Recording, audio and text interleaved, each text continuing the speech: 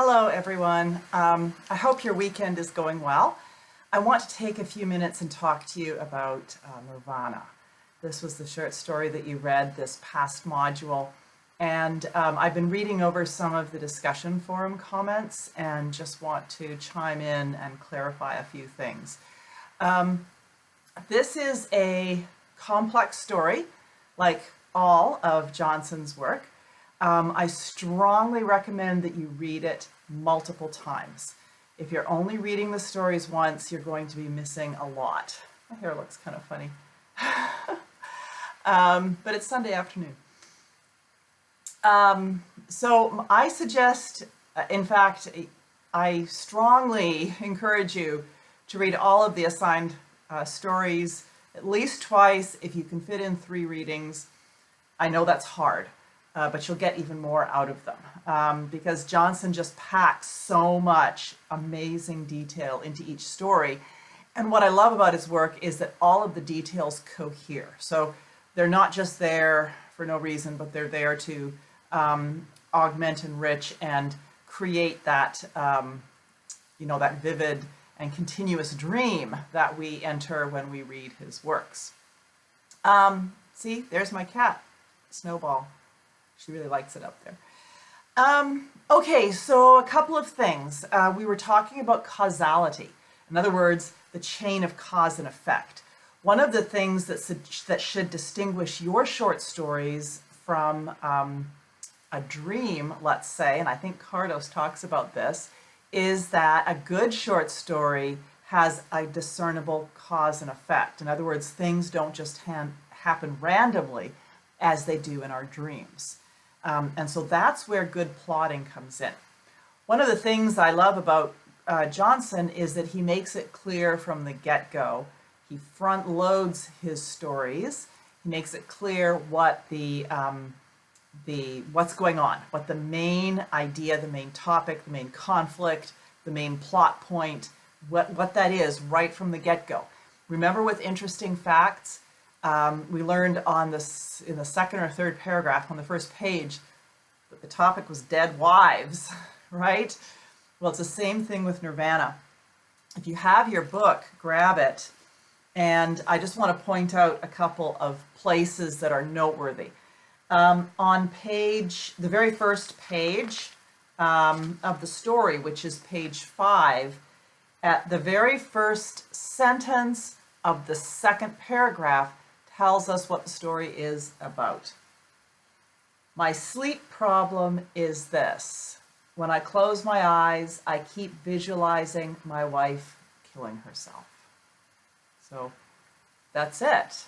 I mean, if you want to talk about the emotional core, the emotional engine of this story is the fact that the first person narrator is aware that his wife has a suicide wish because of her paralysis, and that she has made him promise that he will help her, and he does not want to do that. And that is the main motivation for pretty much everything that happens. The creation of the president. Again, Johnson tells us where that fits into the story, why it happened. If you turn over to page 16, at the bottom of page 16, the final paragraph, it says, a psychologist would probably say the reason I created him, meaning the president, had to do with the promise I made Charlotte and the fact that the president also had a relationship with the person who took his life.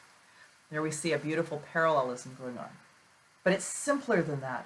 I just needed to save somebody, and with the president, it didn't matter that it was too late.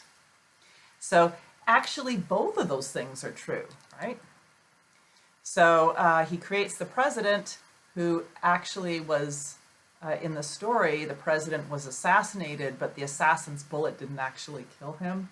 He was put on life support until his wife removed him off life support and essentially ended his life. And so we see that parallel there that the narrator is profoundly aware of. And so he is undoing that kind of an assist. It wasn't a suicide, but it was euthanasia. So he's undoing it. He's trying to undo it, right? So there's that desire by the main protagonist to control something in his life that is really, that he feels is beyond his control. It's really good to think about giving your characters emotional motivation. And so we see that in this story pretty clearly. One of the other things that folks were a little bit perplexed about was the drone. And I have to agree that the drone was a little bit mystifying. But it did play a role in the story. It did play a purpose. I think it played a couple of purposes, actually. It was there to remind us of the pervasiveness and ultimately the uselessness of technology within the world that Johnson is creating. So the drone represents the mysterious, well, it's not mysterious because we learned that it's Google, right? Google sent the drone, but sort of the pervasive presence of technology, and that the narrator, the protagonist, is trying to use technology to undo the promise he's made his wife, or to circumvent it, or to deal with it emotionally, and yet ultimately it's not working. He's not able to do that. The drone also serves another purpose within the story, and that is the protagonist is able to reprogram the drone so the drone is able to fly over and show the wife her roses. This is one more attempt by the protagonist to somehow help the wife come to terms with her new circumstances and perhaps get her to step back from this desire for suicide. I think, too, the way Johnson uses the drone or describes the drone within the story is interesting. To me, it almost felt like a pet. And so we have these, you know, these allusions to wanting a child, and there's even an allusion to a pet. It's kind of interesting. One of the places where we encounter the drone, I'm going to see if I can find it.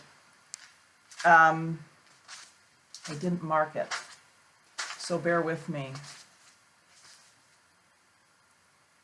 On page 36, the drone is sort of following the narrator around, kind of like a puppy or a dog, which I think is really kind of endearing. And then it wants to go, and the narrator releases it, right? He raises the garage door and he lets it go. That moment of release is really interesting because the narrator, it contrasts with the fact the narrator is doing everything he can to not release his wife, right? To step back from that idea of her committing suicide or his promise to assist her. So we have that contrast.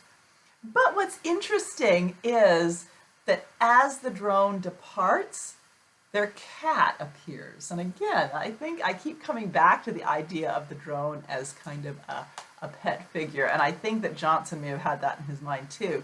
My hair is doing really weird things tonight. If you go to page 36, at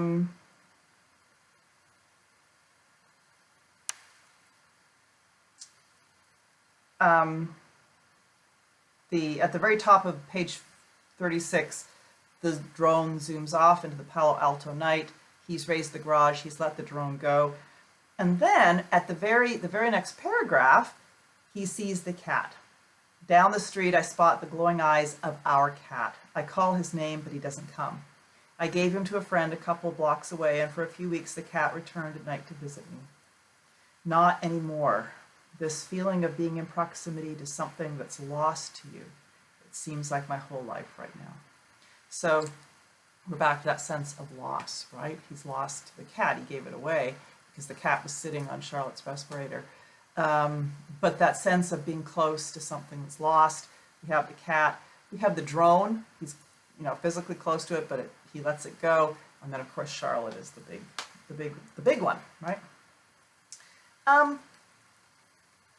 Okay. In 2 weeks, or it's in 2 weeks, I believe, is when you're going to be reading the next Johnson story, which is Dark Meadow. I'm going to give you, I'll probably give a brief video lecture on that too, but let me say right now, for those of you that like to read ahead, for me personally, Dark Meadow is probably the most masterful story in this collection. It's also the most disturbing. I'll tell you up front, the main protagonist, and again, like most of the stories in this collection, not all of them, but most of them are told from a first-person narrator, which is a very intimate point of view. You're inside the person's mind, right? You're inside that protagonist's mind and you can't escape. The protagonist in Dark Meadow is a pedophile. And that is, to me, a very courageous and daunting kind of story to write. It's done masterfully, but it is disturbing. So I'm just letting you know up front. And Johnson does something kind of cool in Interesting Facts. Remember Interesting Facts? One of the things that makes the wife kind of pissed off, the ghost wife kind of pissed off with the husband, is that the husband steals a character from her book. If you have your book handy, flip to page 132. So I'm back in Interesting Facts now, and I just want to point this out to you because I think it's a really kind of cool meta moment that Johnson creates. So here in Interesting Facts, the narrator's talking about her book, the book she's been working on that she can't get published. And she says, to ratchet up the tension, I had a sexual predator live next door named Mr. Roses. My husband came up with the name. In fact, my husband became quite enamored with this character. He was really helpful in developing Mr. Rose's backstory and generating his dialogue. Then my husband stole this character and wrote a story from Mr. Rose's perspective called Dark Meadow. So there's just a meta moment where the author, Johnson, is reminding us that Dark Meadow, hey, this is a story you're reading, right? And so Dark Meadow is the story in here, and Mr. Rose's, I don't know if he's actually named in the story, but he is a pedophile. And here's another one of the themes that keeps appearing and reappearing throughout Johnson's work are roses. The first-person narrator in Dark Meadow tends his roses. He has a rose garden outside his apartment. So we see the appearance of roses. We saw the appearance of roses in Nirvana, Charlotte's rose garden, right? The drone is used to give her a view of the roses. I think that's kind of interesting. The other thing I was noticing, and I'm going to let you go because I don't want this to go too much longer, is Johnson's treatment of motherhood is a little bit disconcerting. I want you to think about how mothers are presented or treated throughout this collection. You've read two stories now, right? Interesting Facts and Nirvana. And obviously Charlotte in Nirvana is not a mother, but she wants to be. And even the fact that her desire to be a mother is from a place of paralysis is a little disconcerting, especially since she's kind of interested in suicide at the same time. But we have another depiction of motherhood in Dark Meadow. So kind of be thinking about that as you read it. Like I said, the Dark Meadow assignment isn't for about 2 weeks, but I'm going to end this now. I hope that things are going well, and I'm here, and I look forward to picking this discussion up with you.